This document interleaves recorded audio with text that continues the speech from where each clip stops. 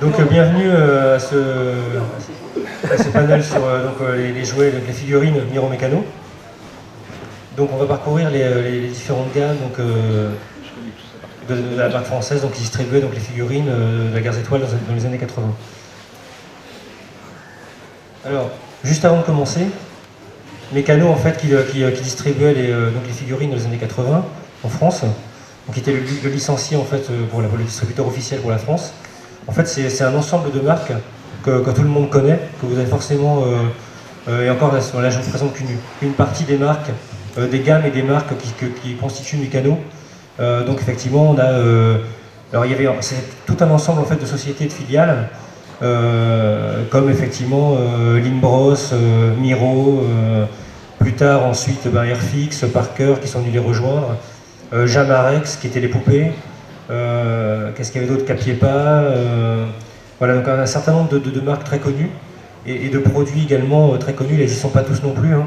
Le spirographe, les masques, les Girojet, les poupées Pipa, les bisounours ainsi également plus tard, les Glamour Girls, etc. Bon, bien sûr le jouet de Toll que tout le monde connaît, qui sont les boîtes bleues qu'on voit là en haut de l'écran. Voilà. Donc Mécano, en fait, la société était répartie dans plusieurs endroits de la France. Calais pour tout ce qui était conditionnement, et puis il y avait différentes autres, comme on voit sur la carte de France, là, différentes autres localisations en fonction des types de produits. Donc voilà, donc effectivement, Miro Mécano, en fait, quand Mécano en fait, a eu la licence en 77, 78, c'était encore un ensemble de sociétés, il y avait encore Limbros, etc., Jamarex, différentes sociétés à part. Et vers 1983, toutes ces sociétés avaient fusionné en une seule société, Miro Mécano, qui après est devenu Miro Mécano Parker, et puis après General Mills Jeux et Jouets, qui était la désignation dans toute l'Europe, et puis après Kenner, et Kenner France, et Tonka, etc. Et puis après, effectivement, Hasbro, alors il y a une scission, et puis après c'est redevenu Hasbro. Donc alors la gamme Guerres Étoiles de Mécano en fait se divise en 4 grandes périodes. Donc on a la première période 78-79 avec la Guerres Étoiles, la seconde période de 80-82 avec l'Empire contre-attaque, 83 qui est en une seule année avec le retour de Jedi, et puis de 84 à 86 la gamme européenne qu'on appelle la gamme Trilogo, à cause des 3 logos en cascade qu'on peut voir tout en bas là, qui sont effectivement le logo retour du Jedi en français, en anglais et en espagnol. Alors ça donne un aperçu des différents types de cartes, dont l'image est un peu déformée, mais c'est les différents types de blisters sur lesquels des conditionnements sur lesquels on pouvait trouver les figurines. Donc la première colonne c'est la Guerres Étoiles, donc avec 2 formats, donc les cartes au format traditionnel telles qu'on les trouve à peu près aujourd'hui, c'est le format rectangulaire, qui était le format en vigueur également dans les autres pays, avec Palitoy pour l'Angleterre, Kenner pour les États-Unis, et puis les autres, même chose pour les autres. Hein. Et puis après, donc, on a le format carré, qui est le Dark Vador à côté, qui est donc un format qui a été introduit en 1979 et qui a duré jusqu'en 1982. Donc pendant ce temps-là, effectivement, on a eu la gamme Empire contre-attaque, qui était basée sur le même format en 80 jusqu'en 82. Et puis après, donc, la gamme Retour de Jedi, avec effectivement, on voyait 2 fois les mêmes personnages, parce qu'il y a en fait les premières releases de cartes qui sont ce qu'on appelle des 45 bacs. Et en fait, il y a au dos de la carte, il y a 45 personnages. Et puis après, c'est une réédition, parce que la gamme s'étoffait, avec donc 65 personnages au dos. Donc même chose pour le Yoda, etc. Et puis après, on voit le Luke Jedi tout en bas. On a la vraie gamme Retour de Jedi cette fois-ci, qui est sortie en coïncidence avec en concordance avec le film à la fin de l'année, avec les nouvelles figurines Retour de Jedi. Et puis la dernière colonne, qui sont les trilogos, donc la vague européenne, avec des blisters uniformisés pour toute l'Europe, avec ce fameux logo en cascade dans les 3 langues. On va voir ça plus en plus en détail. Donc la gamme Guerres Étoiles, c'est celle qui est donc sortie en 1978. Donc il y avait 12 blisters, 13 blisters, 12 personnages, 13 blisters, parce qu'il y a le Jawa, pour ceux qui connaissent, en cap tissu et en cap vinyle, donc qui est sorti également en France. Donc voilà, donc ça montre donc le devant d'une carte et le dos d'une carte. Donc avec au dos de la carte, on retrouve quelque chose de très similaire aux cartes anglaises et américaines, avec les personnages qui sont repris, les descriptions des personnages, les tailles des personnages et leurs accessoires. Et puis en bas, on a l'offre pour le diorama, qui était le diorama promotionnel, qu'on pouvait recevoir en découpant des preuves d'achat qui en haut, de 4 figurines, et en les renvoyant à Mécano pour recevoir ce diorama. Qui était juste un bout de carton sur lequel on pouvait présenter les figurines. Donc ces figurines-là sont assez difficiles à trouver aujourd'hui, hein, puisque c'est les toutes premières qui sont sorties. Elles sont sorties vers le milieu de l'année 78. Elles ont été présentées au Salon du Jouet en mars ou en avril, par là. Et elles ont arrêté d'être produites à la fin de l'année, pour switcher sur le nouveau format. Donc la page suivante, c'est une vue de ces figurines, de toutes les figurines que vous pouvez retrouver également dans ces livres photographiés. Donc ça donne un aperçu en fait des 13 figurines, avec les deux Jawa, donc le Jawa cap vinyle qui est au dernier rang en deuxième position, et le Jawa en cap tissu qui est au dernier rang à droite. Donc ça, ce sont les 13 cartes qui sont sorties en France en 1978. Donc après on a le format carré, qui est donc introduit en 79 et qui va perdurer jusqu'en 1982. Alors on a plusieurs spécificités par rapport à ces jouets, à ces emballages. C'est que le format carré en fait est exclusif à la France. Donc il n'y a aucun autre licencié qui a fait des blisters carrés. Et le packaging traditionnel, c'était le blister au format rectangulaire. Et c'est comme ça que tous les autres licenciés, hormis Kenner aux États-Unis, mais tous les autres licenciés donc en Europe, et même en Allemagne, en Angleterre, en Italie, même en Espagne, les blisters étaient toujours au format rectangulaire. Donc c'est vraiment une spécificité française. On a une deuxième, donc c'est pour ça qu'il y a un engouement aussi sur ces objets. Il y a une deuxième spécificité, c'est qu'en fait les blisters donc au format carré gardes étoiles restent commercialisés en emballage gardes étoiles jusqu'à la fin de cette gamme, donc en 1982. C'est-à-dire que même pendant la période Empire contre-attaque, ces produits restent vendus avec la désignation gardes étoiles. Alors les blisters qu'on va voir après, qui sortent en 1980 avec l'Empire contre-attaque, ont bien la désignation Empire contre-attaque. Par contre, les blisters gardes étoiles ne sont pas réactualisés et continuent à être vendus en blisters gardes étoiles. Bon, certainement pour des raisons de coût de production, ça évitait d'avoir... Faire ce genre de choses à l'époque, c'était des procédés très coûteux, parce qu'il fallait photographier individuellement tout ce qui composait les images, et faire des montages avec des films, et donc ça coûtait très très cher à faire. Et donc c'est certainement pour ça qu'ils ont décidé de ne pas réactualiser le logo, comme c'était fait dans les autres pays. C'est-à-dire dans tous les autres pays, lorsqu'on est passé à l'Empire contre-attaque, les jouets gardes étoiles sont ressortis dans un emballage Empire contre-attaque. Donc ce blister aurait dû ressortir effectivement avec également un logo Empire contre-attaque, chose qui n'a pas été faite en France. Donc ça, ce sont l'ensemble en fait des blisters.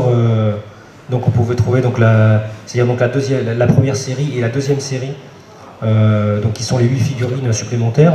Donc là on retrouve les 12 premières figurines. Alors on n'a plus de Jawa cap vinyle cette fois-ci, donc on a vraiment 12 figurines. Et puis donc ça représente la première vague. Donc du coup ces cartes ont été refabriquées à partir de 1979 à ces figurines, donc sur des emballages carrés.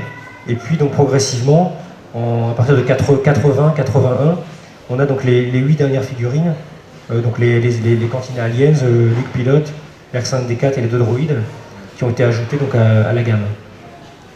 Donc c'est les 8 dernières sont sorties assez tardivement.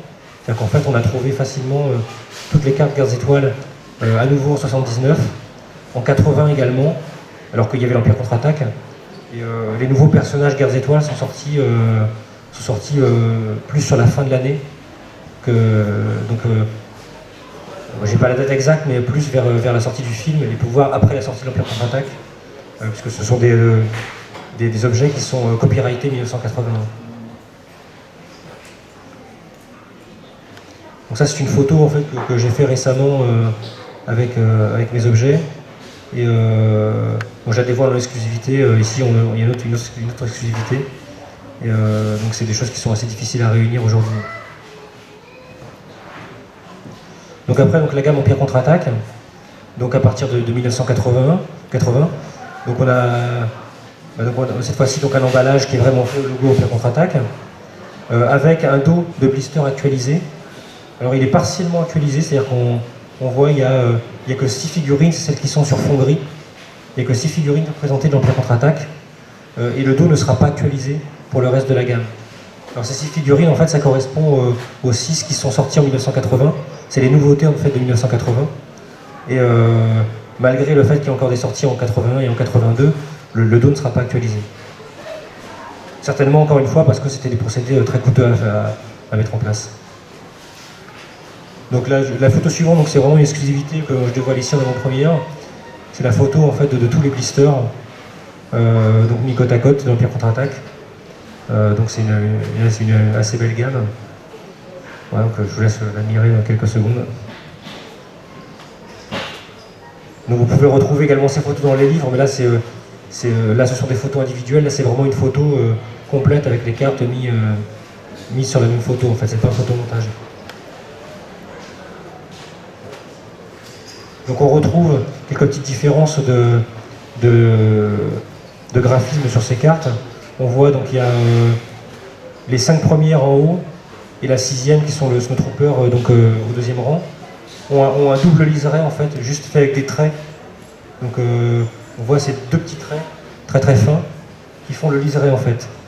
Et en fait sur les cartes suivantes, on voit le liseré en fait il est argenté. C'est un plus beau liseré argenté comme c'était fait sur les cartes Kenner ou les cartes Palitoy.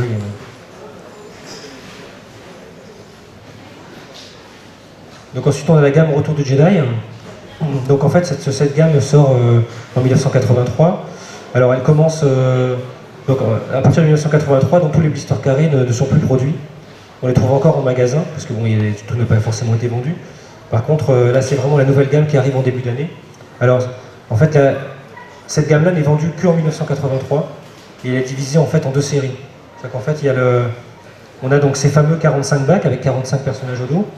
Et en fait, ce sont les nouveautés, en fait, malgré qu'en fait, dès le début de l'année 83, on a le Retour de Jedi qui est annoncé, et on commence à avoir des produits Retour de Jedi, mais le film n'est pas encore sorti.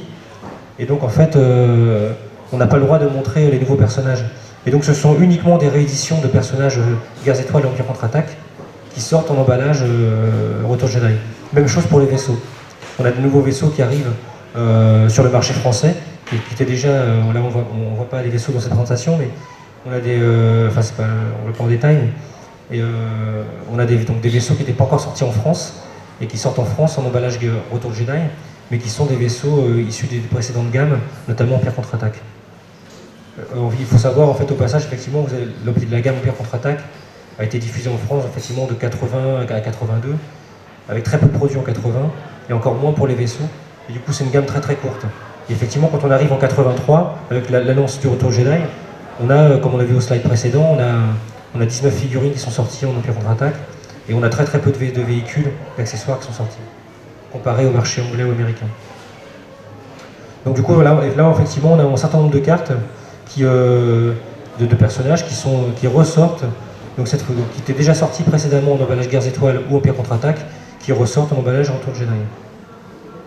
Donc ça, c'est sur la première partie de l'année, jusqu'au mois de juin en gros. Et avec l'arrivée du Retour de Jedi, sur la seconde partie de l'année, on a des nouveaux personnages qui arrivent, donc 17 nouveaux personnages qui arrivent, qui sont issus directement du nouveau film. Et on voit cette fois-ci, le dos a été, grosso modo, le devant de la carte c'est toujours à peu près le même, sauf que le logo de Retour de Jedi a été agrandi. Et puis au dos, cette fois-ci, on a 65 figurines, c'est-à-dire en fait les précédentes plus les 17 nouveautés. Et puis on voit les deux gros pavés noirs, là, c'est en fait les Ewoks, parce que comme les figurines sont sorties un peu avant la sortie du film au cinéma, on n'avait pas le droit de montrer les Ewoks. Donc tout le monde, même la presse, etc. Donc les Ewoks c'était la grosse nouveauté du film, et il y avait un secret absolu autour de ça. Donc là j'ai pas fait de mosaïque avec les gammes de Guerres et Retour Jedi parce qu'il y a vraiment trop d'objets à montrer.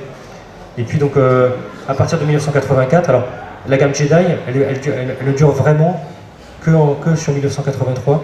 Donc c'est une gamme qui a une durée de vie très courte. Et c'est pour ça aussi que ces cartes sont assez difficiles à trouver aujourd'hui. Et donc dès début 84, on a la nouvelle gamme qui arrive, qui est la gamme Trilogo, donc à cause de ces fameux 3 logos en cascade. Alors au dos de la carte, on a 70 figurines, ce qui correspond en fait à ce qui était disponible à l'époque. Et on va monter en gros à 93 figurines, mais c'est pareil, ce sera pas actualisé, le dos sera plus actualisé. Malgré qu'on a encore de la production, on a encore des nouvelles figurines qui arrivent en 85. En France, les figurines sont toujours vendues, proposées à la vente chez les détaillants, etc. jusqu'en 86, donc y compris en 86, mais il n'y a plus de nouveautés. Les nouveautés arrivent vraiment, toutes les nouveautés sont arrivées à la fin de 85.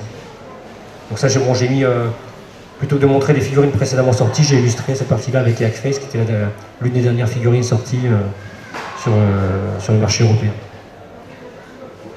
Ce qu'il faut savoir également aussi, c'est que les figurines Trilogo étaient donc, avec leurs 3 logos, étaient à vocation d'avoir un emballage unique sur toute l'Europe.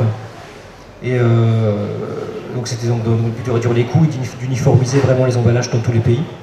Et donc ces cartes étaient fabriquées à différents endroits, principalement donc pour le marché anglais, le marché français, le marché espagnol et le marché allemand. Et en fonction de où étaient fabriquées ces cartes, alors pas les figurines, mais vraiment les emballages, et de où ils étaient conditionnés, parce qu'on avait une fabrication du carton et après le positionnement de la bulle sur ces cartons. En fonction de l'endroit où c'était fabriqué, on retrouve des particularités et des qualités différentes. Et donc les cartes Trilogo françaises sont parmi celles sont de la meilleure qualité possible, en fait de la meilleure facture possible par rapport aux cartes Palitoy ou par rapport aux cartes allemandes ou espagnoles. Donc elles sont faites d'un carton très rigide et souvent la bulle est plus petite. Elle fait juste la taille du personnage, parce que c'est des bulles qui étaient réutilisées de la vague Retour de Jedi. Et donc du coup elles sont beaucoup plus esthétiquement, elles sont beaucoup plus agréables que les bulles Trilogo classiques qui ont toujours en fait une bulle unique et de très grande taille. Ce qui fait que la figurine n'est pas maintenue dedans et au niveau présentation c'est pas toujours terrible d'avoir en fait pour ceux qui connaissent bien, si on regarde les cartes américaines, etc., on a toujours des bulles qui sont faites vraiment exprès pour les figurines, donc c'est assez bien fait, assez bien emballé. Et là, donc avec ces grosses bulles génériques, donc, finalement c'est pas très très beau, c'est pas très ultime en termes de présentation, quoi. Et donc les cartes Trilogo françaises qui sortent en 84 sont quasiment toutes, il y a quelques exceptions, mais quasiment toutes emballées avec des petites bulles du Retour jeunesse, qui fait qu'elles ont un look quand même beaucoup plus intéressant esthétiquement par rapport aux autres. J'ai oublié de signaler un truc dans le slide précédent. C'est un point aussi intéressant, c'est que vous voyez, j'ai oublié de le mentionner, mais à partir donc, du Retour Jedi, on revient à un format traditionnel, un format de carte rectangulaire. Donc en fait, il faut voir que ça, c'est dans le cadre aussi de la mondialisation, de la globalisation des produits. Et donc en fait, Miro Mécano, donc Mécano fait partie d'un consortium de plus en plus important, va devenir l'année suivante General Mills, etc. Et donc certainement en fait, ils se font quelque part rappeler à l'ordre sur les produits.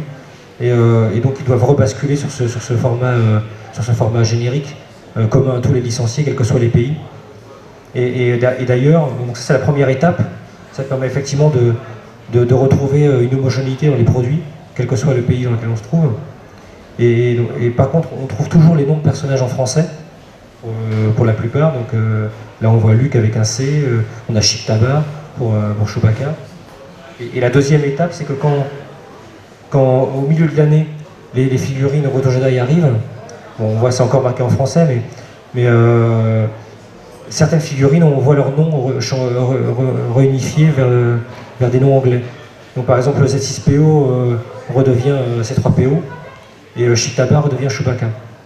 Donc encore une fois, dans une optique d'uniformisation des produits on a aussi une volonté de réutiliser en fait les noms originaux, comme on l'a vu après d'ailleurs dans les films, progressivement dans les produits et dans les films. Donc, ce qu'il faut savoir, c'est que c'était également pareil dans les autres pays, hein, que ce soit en Espagne, en Italie, etc. On avait aussi des noms qui étaient utilisés par rapport à la langue, par rapport au pays, dans les films, et qui se retrouvaient du coup aussi sur les jouets. Et à partir de 83, on trouve vraiment cette uniformisation partout. Donc là, j'ai mis quelques exemples de blisters trilogo français. Donc si on voit par rapport, je ne sais pas si on voit bien les bulles, mais si on voit par rapport au précédent ici, donc là ici on a une très grosse bulle qui fait, bon le personnage est assez grand donc c'est moins choquant, mais on a une bulle comme assez importante qui fait toute la surface de couleur. Et donc sur les autres ici qui sont des trilogos françaises, qui sont sur les premières sorties sur le marché français, on a la plupart des personnages ont des petites bulles qui sont vraiment adaptées à la figurine. Là on les voit bien, sur l'image on voit quand même bien le Boba Fett, le Death Star Droid là, est en deuxième position. Et le ATT Driver et le Biker Scout au deuxième rang je veux dire. On voit quand même bien donc la bulle avec les reflets. Et donc elles sont vraiment, voilà, donc esthétiquement c'est beaucoup plus sympathique que d'avoir une grosse bulle un peu générique. On a quand même un point particulier, donc en plus de ces spécificités françaises sur les emballages, sur les cartes Trilogo, on a des autocollants aussi de Country of Origin, donc le pays de fabrication, qui sont apposés donc, pour des histoires réglementaires, qui sont apposés sur les produits et qui doivent indiquer en fait d'où vient la figurine. Et donc effectivement, c'est des choses qui intéressent aussi beaucoup les collectionneurs parce que souvent, lorsqu'on trouve un emballage sur lequel il y a une petite étiquette, souvent la figurine c'est une variation, donc fabriquée en Espagne, fabriquée à Macao, donc c'est une variation de la figurine également qui est dans l'emballage. Ça c'est vraiment pareil, exclusif à la France, que ce soit les blisters Parker, donc pour l'Allemagne, Trilogo Parker ou Palitoy, il n'y en a aucun qui a des étiquettes avec les pays de fabrication. Parce que c'était des figurines génériques qui venaient d'Hong Kong.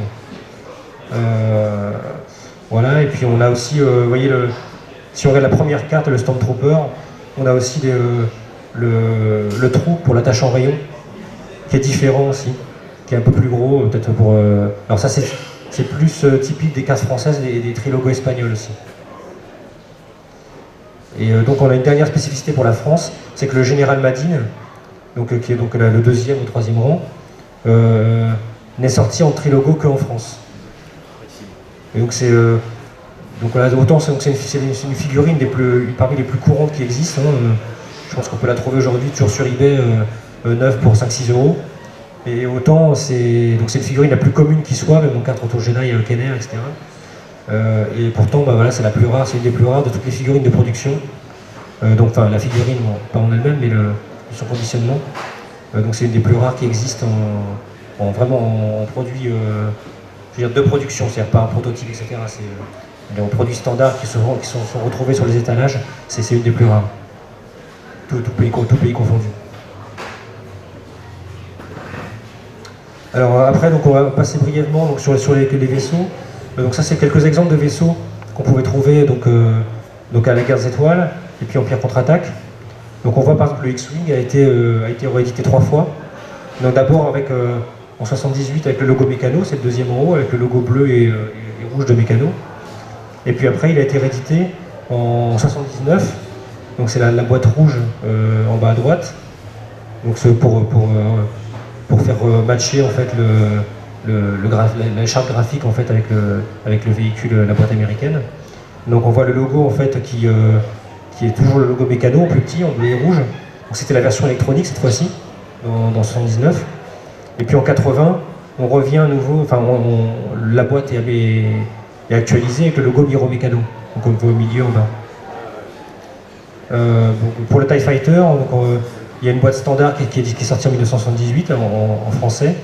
Et puis on va le voir après, il y a une boîte aussi qui est ressortie après avec un autocollant. On va la voir par la suite.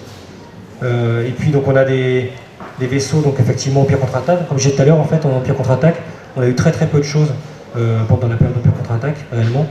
Et donc on a eu qu'une seule boîte française également, qui est la base des glaces, le playset base des glaces. Et tout le reste en fait c'est de l'import. Donc c'est de l'import Kenner ou Palitoy essentiellement, avec des autocollants de conformité de produits françaises, qui était encore une fois obligatoire, mais c'était aussi pour traiter dans l'urgence, parce qu'en fait les produits n'étaient pas prêts, je ne sais pas pour quelle raison, mais en fait les produits n'étaient pas prêts, et en fait les magasins réclamaient les commandes aux représentants, et donc en fait ils avaient ils ne pouvaient pas en fait livrer, il n'y avait pas assez de produits. Et donc du coup la solution effectivement c'était d'importer des boîtes Palitoy et de mettre des autocollants dessus. Alors, bon, importé peut-être même pas forcément à chaque fois, parce que l'usine de Calais, en fait, qui assemblait qui faisait les conditionnements de figurines et de vaisseaux dans le nord de la France, fabriquait aussi pour Palitoy. Donc, et c'est pour ça qu'ils étaient un peu à flux tendu sur la production. C'est parce que comme Mécano était une filiale de Palitoy, on fabriquait d'abord pour le marché, pour le Royaume-Uni, et après pour la France. Donc il n'est pas possible d'ailleurs que ces boîtes aient été fabriquées simplement en France, enfin assemblées en France, et puis qu'on a mis l'autocollant. Enfin, on n'a pas forcément dans tous les cas eu besoin de les importer d'Angleterre, puisqu'on en conditionnait une partie déjà en France. Donc ça ensuite c'est donc les exemples de véhicules et de playsets, donc Retour de Jedi et Trilogo. Donc on voit encore une fois l'usage d'autocollants. Donc là cette fois-ci le Y-Wing c'est une boîte américaine. Donc là c'est vraiment de l'apport par contre pour le coup, sur lequel on met un autocollant parce que les produits n'étaient pas prêts et il fallait sortir les jouets avec l'annonce du film. Et puis donc une fois que le rush était un peu passé, on prenait le temps de produire des boîtes pour le marché européen. Donc c'est pour ça qu'on a un deuxième Y-Wing en dessous, où cette fois-ci on a le logo français et le logo espagnol. Alors on a des véhicules qui sont sortis directement en bilogo, comme le TIE Interceptor là en bas, qui lui n'a pas eu d'édition et avec un port d'autocollant, etc. Il est sorti directement comme ça, avec la boîte européenne. Et puis on retrouve en haut encore une fois une utilisation du X-Wing pour le Retour de Jedi. Et puis une dernière utilisation du X-Wing avec une boîte Trilogo. Et alors ce qu'il faut savoir, c'est que les vaisseaux et les véhicules Trilogo sont parmi les derniers fabriqués qui ont été produits. Ils ont été produits jusqu'en 86, même des fois 87. Et donc en France c'était déjà fini, la gamme était déjà était plus commercialisée. Et en fait c'est des vaisseaux qui ont été très peu produits, essentiellement au Royaume-Uni et aussi en Allemagne pour le X-Wing. Et donc on trouve qu'ils sont vraiment très très difficiles à trouver. Autant le X-Wing, voilà, c'est un des jouets les plus courants également, qu'on peut trouver encore facilement, mais d'ailleurs en boîte au Retour de Jedi. Et en Trilogo, par contre, c'est quasiment impossible à trouver. Alors après, je vais vous présenter, avant de conclure, j'appelais ça en fait quelques pièces d'exception. On ne va pas parcourir en fait toute la gamme des vaisseaux, etc., parce qu'il nous faudrait encore une heure. Mais j'ai voulu en fait focaliser sur vous présenter en fait quelques objets dits d'exception, voilà, parce qu'ils sont soit emblématiques, soit rares, ou soit ils ont des particularités qui les rendent intéressants. Bon, tout d'abord, effectivement, il y a l'étoile noire. Donc l'étoile noire, c'est le fameux playset cartonné. Donc c'est une demi-sphère assez importante en carton qu'on assemble. Et puis, donc là, ce qu'on voit sur le côté, c'est une photo de catalogue. Et donc ça permettait de remettre en situation en fait des parties du film. Il y avait une passerelle en carton, il y avait quelques parties amovibles comme des portes, etc. en carton, et puis une tourelle. Et puis donc ça, ce qu'on voit, la photo qu'on voit en bas ici, c'est le conditionnement initial en fait. C'est-à-dire que dans la boîte, en fait, il n'y a pas d'insert ni rien. On a toutes les pièces qui sont mises dans un gros sachet, et, qui est fermé, et c'est emballé dans la boîte. Donc c'est un très bel objet qui est pas non plus, qui peut encore se trouver, mais qui est pas courant. Il a été commercialisé dans quelques pays. Il n'a pas été commercialisé aux États-Unis, parce que les États-Unis en fait avaient une version étoile noire beaucoup plus luxueuse en plastique. Et donc du coup voilà, donc ça c'était vraiment une version un peu cheap de commercialiser un playset dans les pays d'Europe. Alors je crois que ça a été aussi vendu en Australie, juste comme ça, il me semble. Voilà, donc ça a été diffusé dans quelques pays. C'est le moyen de faire quelque chose de pas cher et voilà, de vendre un playset. Alors un deuxième objet d'exception, on l'a vu tout à l'heure, c'est le TIE Fighter en import. Donc ça c'est pareil, c'est quelque chose de très très rare, qui a un peu un truc particulier, qui est intéressant. C'est en fait, donc, vous avez la photo en premier du TIE Fighter qui est sorti en 78, en boîte Gaz étoile française. Et puis celui-là, c'est une version qu'on a découvert il y a pas très longtemps. C'est en fait donc à nouveau une boîte import, mais ce qui est un peu particulier, c'est qu'on voit, donc c'est une boîte Kenner. Bon, vous allez me dire, il y a eu quelques boîtes import en Kenner, mais pas dans cette période-là. On a vu tout à l'heure, la période d'Empire, c'était plutôt du Palitoy. Les boîtes import Kenner, c'était plus après au Retour de Jedi. Donc là, c'est un peu bizarre. Et donc il y a un autocollant Miro Mécano. Donc ça veut dire que c'est quelque chose avec le texte. Donc ça veut dire que c'est quelque chose qui est sorti en 1981. Donc encore une fois, c'est un peu bizarre aussi parce qu'on avait déjà les autocollants c'était souvent utilisés parce que le produit n'était pas encore disponible. Donc là, on est plus sur du réassort, parce qu'on a un produit qui était déjà sorti en 78, en conditionnement français, et on a en fait une boîte import de 1981 pour le marché français. Et donc dernière chose aussi très intéressante, c'est qu'en fait la notice qui est dans ce vaisseau, alors forcément on a la notice française qui est insérée dans la boîte pour le marché français, mais la notice, on voit bien que c'est une boîte américaine, mais la notice qui est dans cette boîte n'est pas une notice américaine, c'est une notice allemande. Et donc en fait, l'explication de tout ça, en fait, c'est que c'est pas très compliqué, c'est que c'est intéressant parce que du coup ça veut dire qu'ils ont fait du réassort, ça veut dire que certainement en 1981 on avait un jouet qui était vendu depuis 3 ans, le TIE Fighter, je pense que tous ceux qui étaient enfants à l'époque l'ont eu, donc un jouet massivement vendu, et donc je veux dire, quand on était enfant à cette époque, on avait grosso modo au moins le TIE Fighter et le X-Wing. Et donc un jouet qui s'est très bien vendu, et donc en 81 ça faisait un peu tard, avec voilà, de ressortir un jouet du premier film et de reproduire une série de boîtes s'il était épuisé. Ça veut dire reproduire, je sais pas, 5-10 000 unités pour un truc en fait qui s'est déjà massivement vendu et donc qui va certainement sur lequel on ne pourra pas écouler des stocks. Donc voilà, donc ce qui explique en fait cet autocollant import et la volonté effectivement de simplifier, de s'approvisionner en fait sur un autre marché pour voilà, si on estimait qu'il fallait commander, je sais pas, 500 ou 1000 TIE Fighter pour satisfaire la demande, bon ben voilà, ça permettait de ne pas relancer de production complète. Et donc pourquoi cette notice allemande? Alors, il faut savoir que les jouets américains, en fait, dans les années 80, ils étaient bon. En Allemagne, en fait, on trouvait des jouets conditionnés par Parker, mais en fait, en Allemagne, il y avait aussi des bases américaines. Donc en fait, les bases de l'armée américaine importaient leurs propres produits, y compris les jouets. Et donc c'est pour ça certainement que ces boîtes américaines se sont trouvées sur le marché allemand. Et donc après, bon, je ne sais pas par quel jeu de relation, effectivement, Mécano a dû faire appel à son contact, à son homologue allemand pour importer ces boîtes. Mais ce qui explique en fait en tout cas cette présence de jouets américains sur le marché allemand. Donc ça, c'est un objet très très très très rare qu'on a découvert il y a quelques années, il y a 7-8 ans, et il n'y a que 3 boîtes référencées en existence. Ça ne veut pas dire qu'il n'y en a pas d'autres, hein, mais en tout cas, de référencés connus dans des collections, il n'y en a que 3. Alors un autre truc très intéressant, c'est le transporteur de troupes, donc, que tout le monde connaît, la version parlante du transporteur de troupes. Donc je vous ai mis... bon, vous avez le contenu ici, je vais vous en parler après. Vous avez la boîte sur la droite, donc qui est la boîte de 1979-80, dans laquelle on pouvait trouver 3 figurines. Donc c'est les petits macarons qu'on voit, là c'est offre spéciale, 3 figurines incluses. Donc c'était pour ceux qui ne connaissent pas, en fait, c'est un jouet sur lequel il y a des petits poteaux poussoirs, et on active des disques micro-sillons. Donc dedans c'est des mini-disques, comme un disque comme 45 tours, sauf que c'est des petits disques comme ça, et donc ça contient des voix, comme on pourrait trouver aujourd'hui sur des voix digitalisées. Et donc on appuie sur le bouton et il y a un système qui vient jouer un des 6 disques pour faire la voix. Donc c'est des bruits, c'est le Stormtrooper qui parle, et puis des bruits de vaisseau, etc. Donc en fait c'était une offre promotionnelle parce que le jouet était assez cher, et pour l'époque c'est un jouet électronique, par rapport aux autres jouets il était très très cher.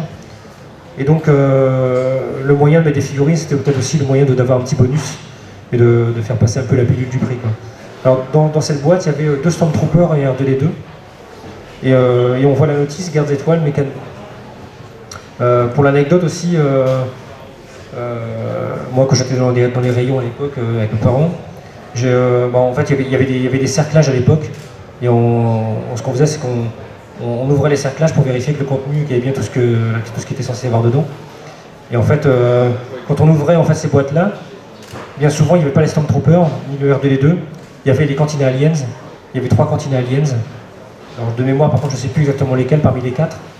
Mais, et donc c'était un moyen aussi de distribuer ces figurines sur le marché français, parce que comme on disait tout à l'heure, elles sont sorties qu'en 1981, fin 80, alors qu'elles étaient déjà largement annoncées dans les catalogues.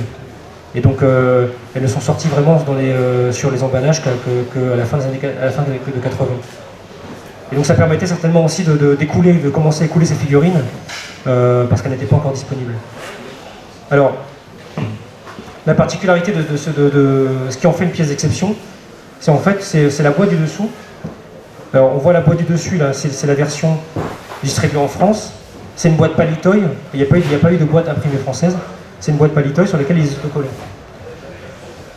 En 1981, cette boîte est ressortie, pareil, sans les offres, on n'a plus l'offre 3 figurines, on a juste un petit autocollant Made in France, et on a une notice cette fois-ci, qui est Star Wars, qui n'est pas Guerres étoiles. Alors on pourrait se dire, là comme ça de loin, c'est une notice américaine, un truc comme ça, mais en fait c'est bien une notice française, et on voit, je ne sais pas si on voit bien, mais tout en bas de la notice, on voit le logo Miro Mécano. Donc ça c'est vraiment une particularité de ce jouet. De mémoire, je ne crois pas qu'il y ait d'autres jouets comme ça, où on a une notice française avec marqué Star, avec un logo anglais dessus. Et l'autre chose qui rend ce truc vraiment particulier, c'est qu'en fait, vous voyez, les figurines, ce sont des snowtroopers, qui sont offerts dans l'emballage, et non pas des stormtroopers. Alors, il n'est pas fait mention de l'offre sur la boîte, mais effectivement, il y a bien à nouveau une prime dans cette boîte, mais ce sont des snowtroopers. Alors pourquoi des snowtroopers? Parce qu'en fait, en 1981, la nouveauté, c'était l'Empire contre-attaque, et les figurines du moment, c'était plus les snowtroopers que les stormtroopers. Donc voilà, donc ça c'est également un objet d'exception. Il n'y en a que 2 connus dans des collections. En contenu comme ça, l'intérêt d'avoir cette pièce, c'est de l'avoir en contenu non ouvert. C'est le seul moyen de prouver qu'effectivement il y avait bien ces figurines-là dans l'emballage. Ensuite, un autre jeu d'exception, en plus par sa taille, c'est donc la navette Idirium. Donc un jouet comme très imposant pour l'époque, la boîte est énorme. Ça coûtait plus de 500 francs à l'époque. Je vous ai mis la petite figurine de Luc à côté pour montrer la taille par rapport à la boîte. Donc ça c'est une boîte Palitoy. Et on voit en fait sur ce que j'ai mis en bas, pour la France, en fait, Mécano avait fait imprimer un très grand autocollant pour mettre les mentions légales. Alors celui qui est ressorti il y a quelques années, il y a 10 ans, et puis qui est ressorti un peu plus récemment, c'est quasiment le même jouet. Il y a un peu moins de détails parce que celui-là était électronique, donc il y a un compartiment à pile, etc. Mais sinon, bon, c'est le même jouet, il est aussi imposant. Voilà, donc c'est quasiment la même taille de boîte, il était démonté à l'intérieur. Donc ça vous donne une idée en fait de la boîte, c'est quand même très gros. Et c'est un jouet qui n'est pas forcément bien marché parce que ça prenait beaucoup de place dans les linéaires, les magasins, et non seulement c'était cher, en plus ça prenait beaucoup de place dans les linéaires. Ensuite, on approche la fin, donc une dernière description, donc le Y-Wing Trilogo. Comme on l'a vu tout à l'heure dans les slides sur le Retour Jedi, on avait un Y-Wing qui est sorti en boîte, un port Kenner avec un autocollant. Après, on a la boîte du dessous, qui est la boîte effectivement européenne standard, en fait, avec les 2 logos, français-espagnol, et anglais de l'autre côté. Donc ça, c'est la boîte typique imprimée pour le marché français, espagnol, anglais, etc. Et en fait, celle qui est au-dessus en grand, c'est une vraie boîte Trilogo, avec les 3 logos cascadés. Et comme j'ai dit tout à l'heure, en fait, les véhicules et les PSL qui sont sortis vraiment en boîte Trilogo sont les tout derniers produits. Et donc ils ont été produits en 86, quelque chose comme ça, quand la plupart des gammes étaient arrêtées dans la plupart des pays. Et donc ils ont été produits en très faible quantité et distribués en fait essentiellement en fonction des produits entre l'Angleterre, l'Allemagne et l'Espagne. Et donc celui-là en fait c'est un vaisseau qu'on a trouvé qui vient d'Irlande, qui a été acheté en Irlande en 89, et c'est le seul référencé aujourd'hui dans une collection. Ce qui ne veut pas dire encore une fois qu'il n'y en a pas d'autres. Donc si vous en avez un, vous allez vous détenir quelque chose de très rare. Mais c'est effectivement une pièce qui n'a pas été référencée autrement. Et bon, qui a forcément, du coup, si ça s'est retrouvé en magasin et que c'est une boîte imprimée qui coûte très cher, ça a forcément été produit, ne serait-ce qu'en quelques centaines de pièces. Après, il n'est pas impossible aussi que... Parce que pour lancer une impression chez un imprimeur, on fait tout de suite des tirages de milliers de plaques. Donc, il ne faut pas concevoir que ce truc-là a été produit à 10 ou à 15 exemplaires. Maintenant, ce qui n'est pas impossible, c'est que tous les emballages aient été produits chez l'imprimeur, et que finalement, parce que la gamme ne marchait vraiment plus, que très peu, en fait, est passé le stade d'emballage et se sont retrouvés dans les rayons. Voilà, on a quasiment terminé. Vous pouvez retrouver donc, tous ces jouets et d'autres choses dans ces 2 livres. Donc la Guerres étoiles vue de France, qui est en fait le premier livre qui sort en français, qui est exclusif, et qui est un livre officiel exclusif en français, et qui n'est pas une traduction de livres américains, comme c'est le cas d'habitude. Et donc vous retrouvez en fait ce livre en fait retrace la saga Guerres étoiles de 77 à 2014, donc avec une approche grand public, et les traductions des films, pourquoi les traductions, les affiches, etc. Les conventions, on parle de QC également. Et puis le reste des produits, mais d'une manière assez généraliste, parce qu'on couvre quand même de 77 à 2014. Et puis donc celui-là, la French Touch édition 2016, qui lui en fait ne se concentre que sur les produits vintage, donc de français, de 77 à 87. Donc les figurines qu'on vient de voir, mais également l'intégralité des produits, toutes catégories confondues, c'est-à-dire les disques, les cassettes vidéo, les primes alimentaires, les romans, les autres jouets, pas que les figurines. Voilà. Donc il y a vraiment tous les produits en toutes les catégories, mais uniquement sur la période vintage. Et donc je suis au stand Naboo, de l'autre côté de la convention, pour ceux qui veulent passer nous voir.